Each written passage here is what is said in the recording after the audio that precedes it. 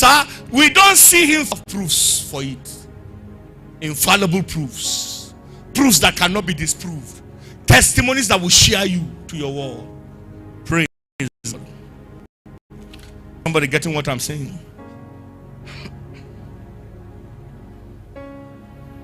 Therefore, I'd like us to understand that post-resurrection encounter testimonies are testimonies that share you.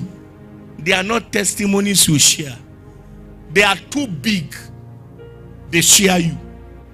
Post-resurrection encounter testimonies are testimonies that share you by reason of their magnitude. They are not testimonies you share, sir. There are testimonies you don't need to share before people know that something has happened in your life. Your change of story will be obvious. It will be clear to everybody, sir. Is somebody hearing what I'm saying? Let me give you an example from scriptures of post-resurrection encounter blessing. Post-resurrection encounter testimony. Testimony as a result of encounter with the risen Christ. Let me give you an example of that from scriptures. Of blessing as a result of encounter with the risen Christ. In John chapter 21 from verse 3. John chapter 21. And I read from verse 3 to verse 14. It's a long reading. Now listen.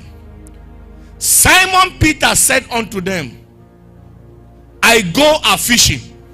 And meanwhile, Jesus already removed him from fishing. He said, follow me and I will make you fishers of men.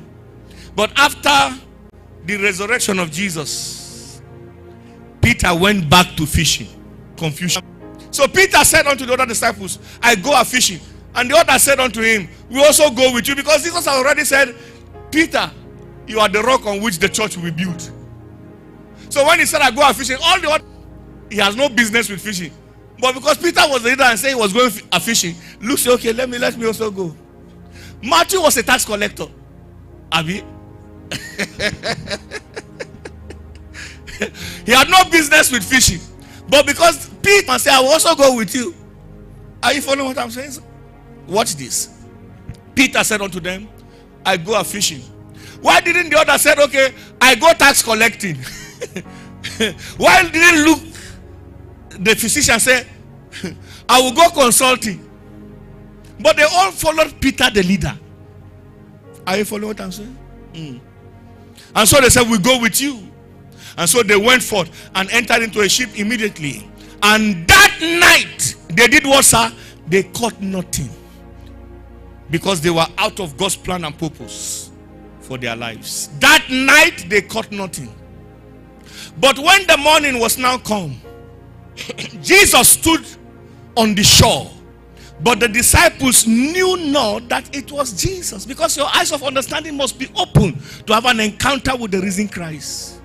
You can see the anointed Christ, but you need your spiritual eyes open to see the resurrected Christ.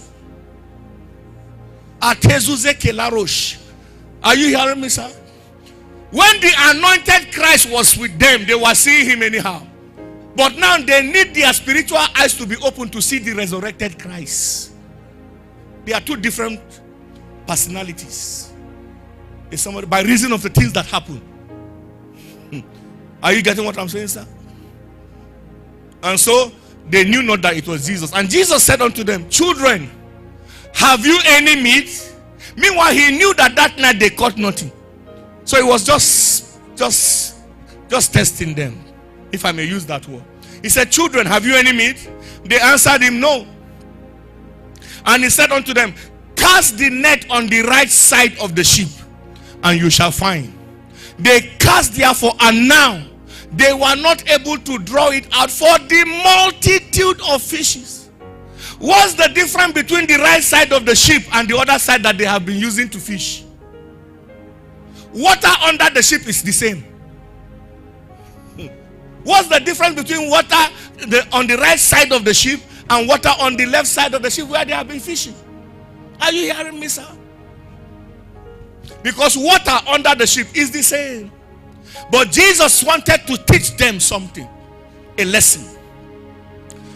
That your breakthrough lies in following divine instruction and guidance for your life. That's where your breakthrough lies. Your breakthrough lies in following God's plan and purpose for your life. Are you following what I'm saying, sir? Therefore, the disciple whom Jesus loved, that's John the beloved, whom Jesus had said unto Peter, it is the Lord. Now, when Simon Peter heard that it was the Lord, he got his fisher's coat unto him, for he was naked, and did cast himself into the sea. He swam to the shore. That's Peter. You know, Peter is a proactive man. Peter does not waste time in taking action. Remember when they came to arrest Jesus and Peter was there? And Jesus said, who are you looking for? They said, we are looking for Jesus to arrest him. Peter immediately drew out his sword and swung it. Unfortunately, the sword cut off the ear of the chief priest servant called Malchus. Peter was fast in acting, sir. He was a proactive man. He doesn't waste time in taking action. So as soon as he was told it was Jesus,